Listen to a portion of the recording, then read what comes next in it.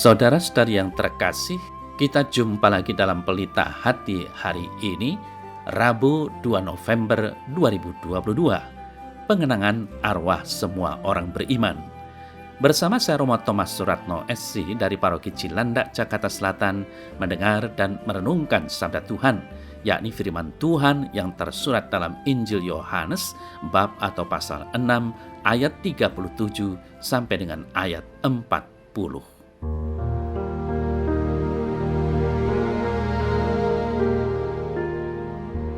Dalam rumah ibadat di Kapernaum, Yesus berkata kepada orang banyak, "Semua yang diberikan Bapa kepadaku akan datang kepadaku, dan barang siapa datang kepadaku, ia tidak akan kubuang.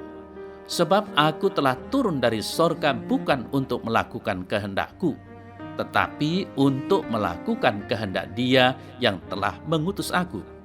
Dan inilah kehendak Dia yang telah mengutus aku, yaitu supaya dari semua yang telah diberikannya kepadaku, jangan ada yang hilang, tetapi supaya kubangkitkan pada akhir zaman. Sebab inilah kehendak Bapa-Ku, supaya setiap orang yang melihat Anak dan yang percaya kepadanya beroleh hidup yang kekal, dan supaya Aku membangkitkannya pada akhir zaman."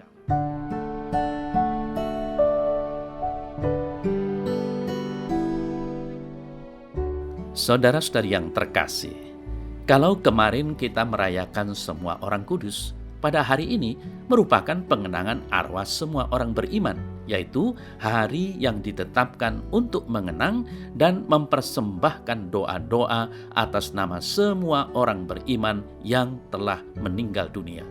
Mengingat makna antara keduanya demikian dekat, maka tak mengherankan bahwa gereja merayakannya secara berurutan. Setelah kita merayakan hari raya para orang kudus, kita mendoakan para saudara-saudari kita yang telah mendahului kita dengan harapan agar mereka pun dapat bergabung dengan para orang kudus di sorga. Saudara-saudari yang terkasih, umat Kristiani telah berdoa bagi para saudara-saudari mereka yang telah wafat sejak masa awal agama Kristen. Liturgi-liturgi awal dan teks tulisan di katakombi membuktikan adanya doa-doa bagi mereka yang telah meninggal dunia. Meskipun ajaran detail dan teologi yang menjelaskan praktek ini baru dikeluarkan kemudian oleh gereja di abad berikutnya. Saudara-saudari yang terkasih, mendoakan jiwa orang-orang yang sudah meninggal telah tercatat dalam kitab 2 Makabe, bab atau pasal 12 ayat 41 sampai dengan 42. Di dalam kitab Perjanjian Baru tercatat bahwa Santo Paulus berdoa bagi kawannya Onesiforus, 2 Timotius 1 ayat 18, yang telah meninggal dunia. Para bapak gereja yaitu Tertullianus dan Santo Cyprianus juga mengajarkan praktek mendoakan jiwa-jiwa orang yang sudah meninggal. Hal ini menunjukkan bahwa jemaat Kristen perdana percaya bahwa doa-doa mereka dapat memberikan efek positif kepada jiwa-jiwa yang telah meninggal dunia tersebut. Saudara-saudari yang terkasih, berhubungan dengan praktek ini adalah ajaran tentang api penyucian.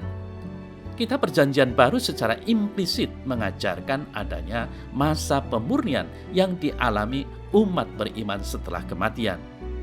Yesus mengajarkan secara tidak langsung bahwa ada dosa-dosa yang dapat diampuni setelah kehidupan di dunia ini.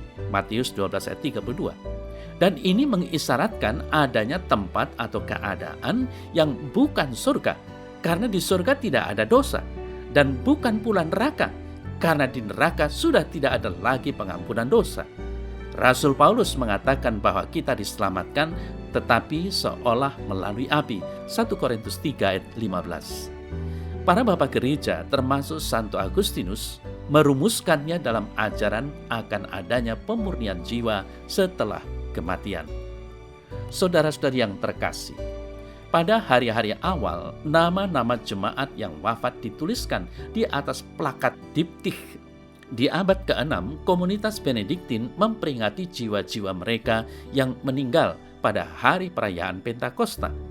Perayaan Hari Arwah menjadi peringatan universal di bawah pengaruh Rahib Odilo dari Cluny tahun 998. Ketika ia menetapkan perayaan tahunan di rumah-rumah Ordo Benediktin pada tanggal 2 November, yang kemudian menyebar ke kalangan biara Kartusian.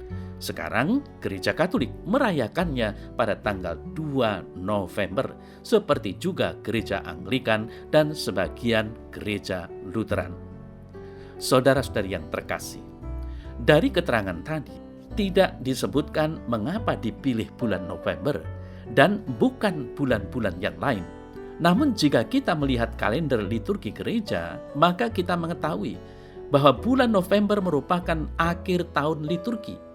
Sebelum gereja memasuki tahun liturgi yang baru pada masa Advent sebelum merayakan Natal, maka sebelum mempersiapkan kedatangan Kristus, kita diajak untuk merenungkan terlebih dulu akan kehidupan sementara di dunia ini, tentang akhir hidup kita kelak, agar kita dapat akhirnya nanti tergabung dalam bilangan para kudus di sorga. Kita juga diajak untuk merenungkan makna kematian dengan mendoakan para saudara-saudari kita yang telah mendahului kita. Juga saudara-saudari yang terkasih, pada bulan November ini, bacaan-bacaan Misa Kudus adalah tentang akhir dunia, yaitu untuk mengingatkan kita tentang akhir hidup kita yang harus kita persiapkan dalam persekutuan dengan Kristus. Harapannya adalah dengan merenungkan akhir hidup kita di dunia, kita akan lebih dapat lagi menghargai misteri inkarnasi Allah pada hari Natal, yang memungkinkan kita untuk dapat bergabung dalam bilangan para kudusnya dalam kehidupan kekal di sorga. Nah, saudara-saudari yang terkasih, ingatlah bahwa dalam ajaran Gereja Katolik yang tertulis dalam dokumen Lumen Gentium 49 disebutkan bahwa gereja adalah persekutuan para kudus, persatuan mereka yang sedang dalam perjalanan dengan para saudara yang sudah beristirahat dalam damai Kristus, sama sekali tidak terputus. Bahkan menurut iman gereja yang abadi diteguhkan karena saling berbagi harta rohani. Saudara-saudari yang terkasih, warta Injil hari ini menunjukkan dengan jelas tentang iman umat Kristiani akan adanya kebangkitan orang-orang mati. Kebangkitan itu menjadi buah istimewa dari orang-orang yang datang dan percaya kepada Yesus. Syaratnya adalah datang dan percaya. Tidak cukup hanya datang saja namun tidak percaya padanya. Sehingga dapat kita katakan bahwa inti dari kebangkitan itu sendiri adalah Yesus Kristus. Kristus menjadi sumber kebangkitan satu-satunya. Berkat Kristuslah Allah menganugerahkan kebangkitan kekal bagi semua orang beriman.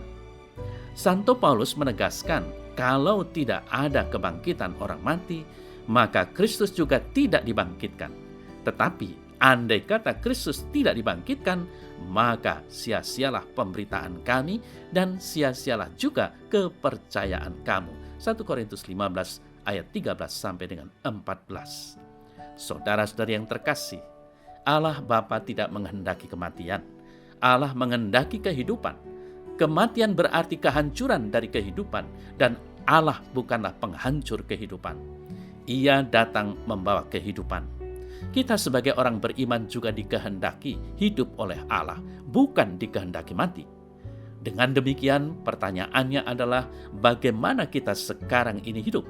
Jangan-jangan kita sendiri yang justru membuat diri kita dalam keadaan mati. Daripada membicarakan bagaimana orang mati, lebih membawa berkah jika kita membicarakan bagaimana kita saat ini hidup. Sudahkah kita hidup sesuai dengan yang dikehendaki oleh Allah? Saudara saya yang terkasih, seperti yang tadi kita dengar dikatakan, inilah kehendak Dia yang telah mengutus aku, yaitu supaya dari semua yang telah diberikannya kepadaku, jangan ada yang hilang, tetapi supaya kubangkitkan pada akhir zaman.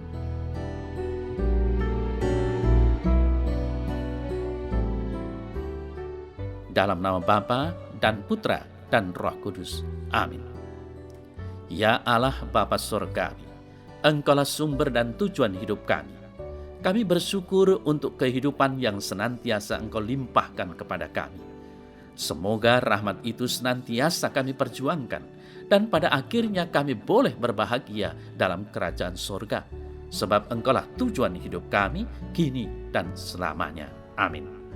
Semoga Allah yang Maha Kuasa memberkati saudara dalam nama Bapa dan Putra dan Roh Kudus. Amin.